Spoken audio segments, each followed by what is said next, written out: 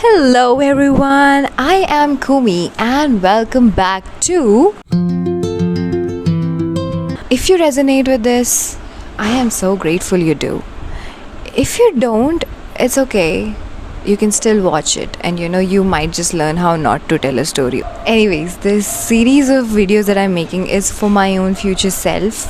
Like every time I wander off somewhere else and I feel stuck, I would like to come back to these videos. So while editing my week one's video, I realized that I was reading from the book and I might just be slapped with a. So this week I made notes about how or what I liked in the book in my own words. Let's get started on week 2. Week 2 taught me trusting your creative energy, and it led me to the whys as to why should I trust my creative energy when something has not been familiar, something that I have not really known, and when I really need it, it doesn't show up. I was really like, how can I trust something when I don't know when it's going to show up? It's been this wave, this unexpected wave. Creativity comes sometimes and then it just retreats back. It just doesn't come out. And the why that I was questioning was answered by this week's. Creativity, it flourishes in a sense of security, in a space of love, acceptance. Similar to how week 1 stated that creative person, an artist, a child needs people who can, as when they're young, they need a primary caregiver to give them the support, to give them the love, to give them a space of acceptance, which many of us don't get. That is why most of us don't feel secured in our creative energy. We constantly question ourselves if are we doing the right thing, are we doing the wrong thing. Because creativity comes from our artist within, and that artist is a child. A child is expressive, is happy when it feels safe, it feels a sense of security, it feels this connection, this loyalty that no matter what they do, no matter how they express themselves, they will have a backup to fall back to, that will support them, that will guide them, which we often don't get it. But as we grow older, we can make that safety within us. Like when we were young, yes, of course, our caregivers were our primary source of everything. But as we grow old, we can change that. We have the power to change that. You have the power to change that. And I have the power to change that. So the next thing it really pointed out to me was we create, and it's our self-will to create, right? It's not something forced. But it also stated that we should acknowledge the fact that it is our own self-will to not create, to stay blocked, to not be the artist that we are meant to be. And by not acknowledging our creative self, having this blockage created by our own self, I think we also stop ourselves from accepting any help. Because we are so deeply engrossed that we don't deserve to be creative, we are not creative, that the moment a help also arrives from somewhere in any form, be it a friend, a stranger, a person, an animal, a situation, an opportunity, we deny it. We deny it by saying that, oh, I don't deserve it. I don't know where it's come from. I don't even know if I'm worthy of that. And I think that's you limiting your own self. Why? Because nobody told you that. Yes, your expression was being told as you're not good enough and everything, but you're an adult now. You're an adult who can make their own decisions. Do what you want to do. So why not do what you love? It also tells us about how we should be protecting ourselves against crazy makers. Now, crazy makers are people who are, they're very creative people, very creative, but they thrive on power. They have no schedule. They live off the energies of other people, creative people around them, and anybody who tries to get above them, they try to dominate them by either saying something crazy or being chaotic. They thrive on drama, they thrive on energies of other people. You have to be protective. I mean, as a person who loves fashion, who wants to get into the field of fashion and styling and this industry, you will find a lot of crazy makers, but you have to remember your boundaries. You have to know what is right, what is wrong, what is draining you. Always go for the enriching experiences, sweetie. Always. Do not let a crazy maker hay you out of your way. I don't even know if that makes sense, but hay you out of your way. Do not let a crazy maker hay you out of your way. And now this part was calling me out. So as a person, I have always given. I was called out the friend who would give up their last piece of chocolate. And I kind of feel really proud that I am that person. But that also states that I do not know the limit where I should stop giving. I love giving to people who love me. I love giving to people who respect me. But I also love giving to people who do not respect me at times, whose respect I want to earn. And I will give. And if I keep myself above everybody else, the guilt factor comes in. And that is our biggest block as an artist. Guilt. And that guilt that we're calling out over here, it's not we're born with. This guilt was put into us every time we gave ourselves time. It was given to us by an angry relative or a friend who told that we're not being present enough for them, or a family member who told you that you're too selfish.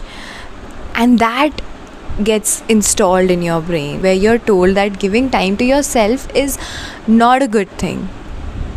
But no, giving time to yourself is as important as giving time to others. Yes, others might need you, so give your time accordingly. Divide your time. Have time for yourself. I know the world will tell you that you taking care of yourself, you doing your self-care, you loving yourself is way too selfish, but it's not.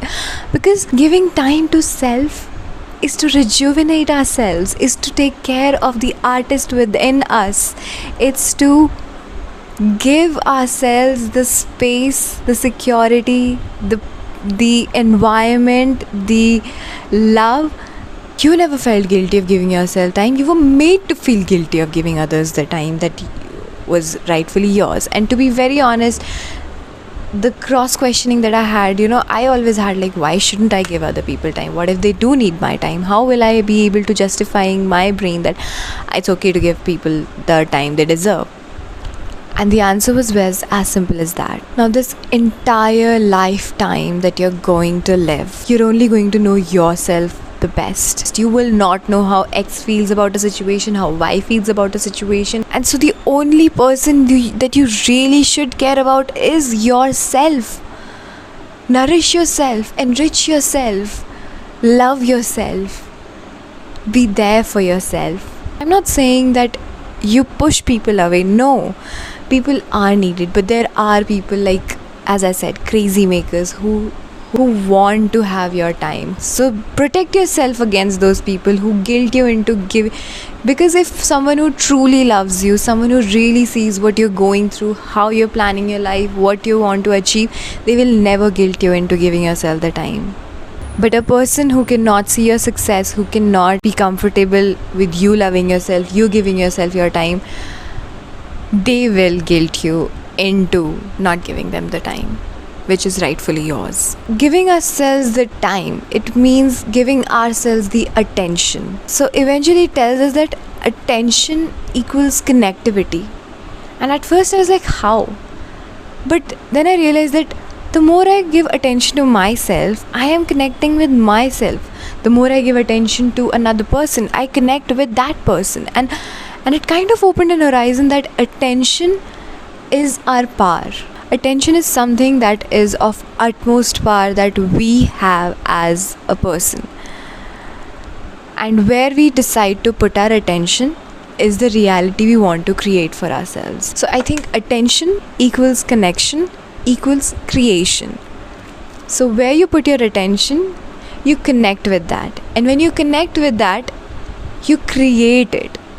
So if I put my attention to myself, my artistic self, I am connecting with my artist.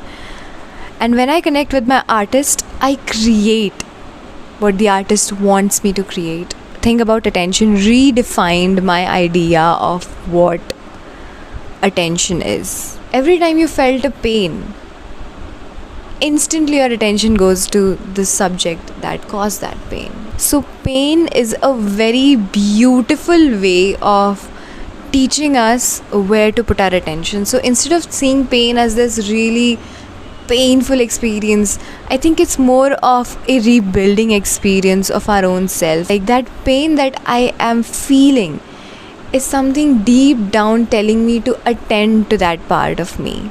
If I feel hurt or pain by someone's words, that means part in me still needs my attention. It needs to be seen, it needs to be loved, it needs some sort of attention of mine to connect, to make it feel okay. That pain is the direction in which to know myself in a better way. So pain is this really beautiful teacher that teaches you how to attend to yourself. One of the lines that I really loved in this week was, slow down, enjoy life. It's not only the scenery you miss by going too fast, you're also missing the sense of where you're going and why you're going. It kind of led me to this spiraling of thoughts of how capitalism has made us this machine like people, like, where we treat our body as this machine, we treat our time as something that is we don't really have for ourselves. I love exploring a city by walking because I get to stop wherever I want to. Yes, it limits the time and the distance I can cover, but I think walking, or just walking around a city, exploring, it's so beautiful. Like, you get to see the nuances of that city, you get to see the culture of that city, you get to see the lifeline of that city. Whereas in a car or a bike or a public transport where you do not have the control to stop and just watch something, your attention is very fleeting. It's like a 5-second scroll reel you're getting to see. 5 seconds happens and you have another thing to put your attention to, then again you have another thing to put your attention to, and then again you have your attention to be put on to something else, and that is something that you cannot even control. It's something out of your control. So slow down a little and enjoy the scenery. Just